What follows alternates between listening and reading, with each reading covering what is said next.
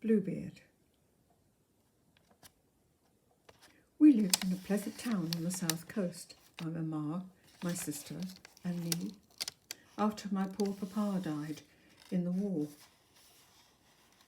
My dear families said I was the light of their lives, for they were very serious at times.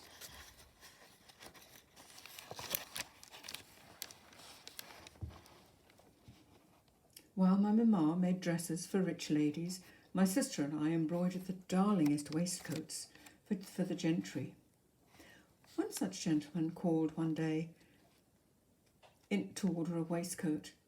He had a very thick, dark, tangly beard.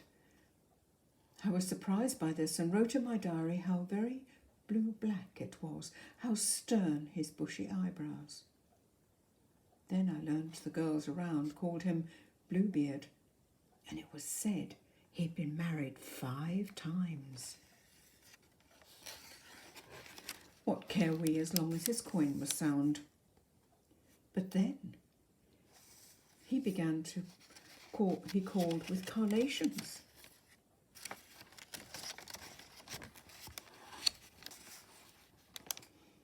And caramels for my sister and me, and was charm itself, though my mother was wary due to that silly gossip.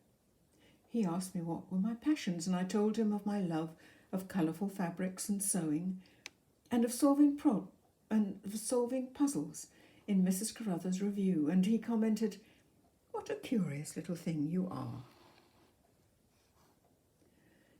He proposed to me on the very next visit, and I declared I would accept.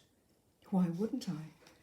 For my family would now be more comfortable with such an advantageous match. I shared my excitement with my lovely friend Frank. I was to marry, and who?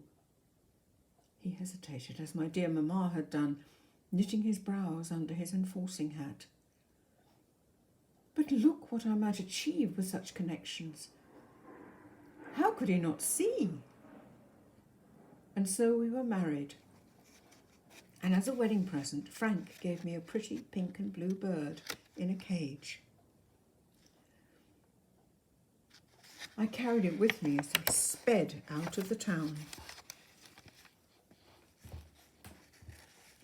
I'd never been the countryside before, and so enjoyed all the sights and sounds and smells. The estate of my dear husband was on an island, and so the harbour came closer and closer, and the ship that was to carry us to our new home. And my husband nodded to watch me scurry from floor to floor of our vast dwelling, seeking out bedrooms and wine cellars and attic rooms and the very fine sitting room with its view of the sea and the mainland.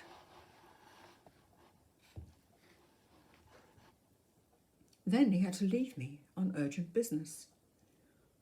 "A few days," he said, "no more."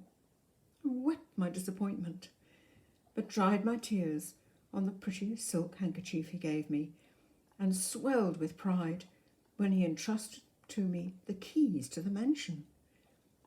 "And your sister will come to you these few days.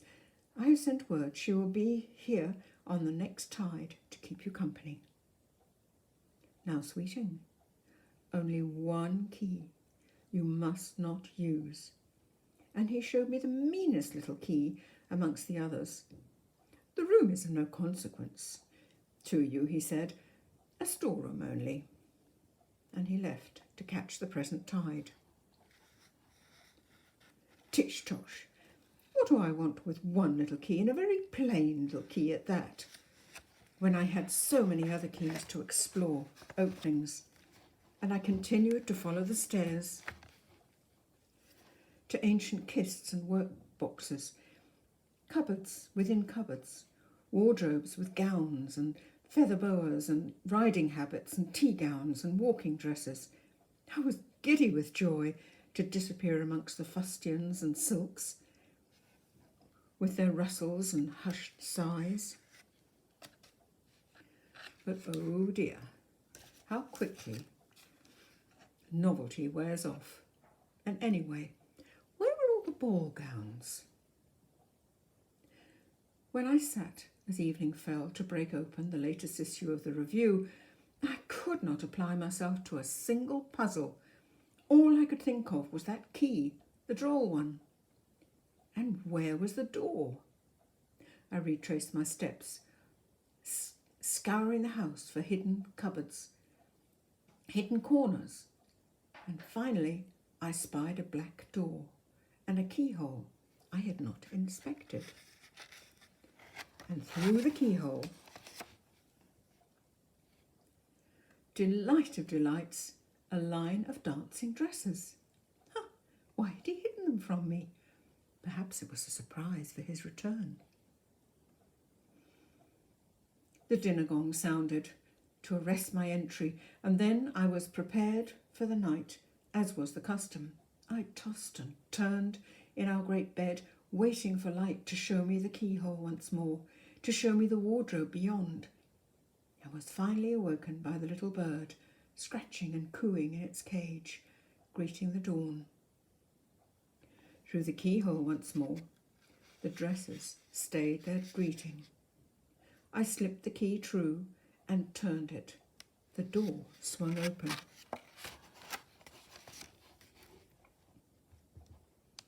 Beyond was all I could ever have imagined, and more. And more. For when I pushed back the gowns in search of all, beyond were 5 coffins for his 5 past wives. In fright, I dropped the key into blood. My horrified cry was heard by my sister as she came up the stairs, and she stood aghast, begging me to come away. I wrung my hands. What will I do, sister? You will bring your bird cage to the sitting room. She was opening the windows to let in the early morning breeze. And now, open its door. But Frank's gift will escape. You goose. Let it fly home. With a tear, I let it loose, and it flew away over the ferry that brought my husband home. When I saw him striding up sand, I crumpled. What have I done?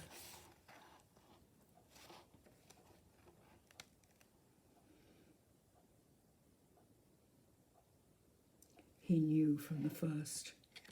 He fixed his eye on me while the telltale blood seeped from the key itself. And now, my sweeting, you will join them. But then from the hallway came a shot, loud and bright, and from nowhere came 5 stout constables who took up the body of my husband, breathing his last. And from behind them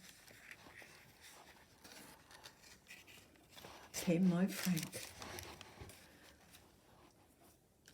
to allow me to wrap my arms around his neck, to kiss him, and to allow him to carry me to the ship at the quay where my sister waited.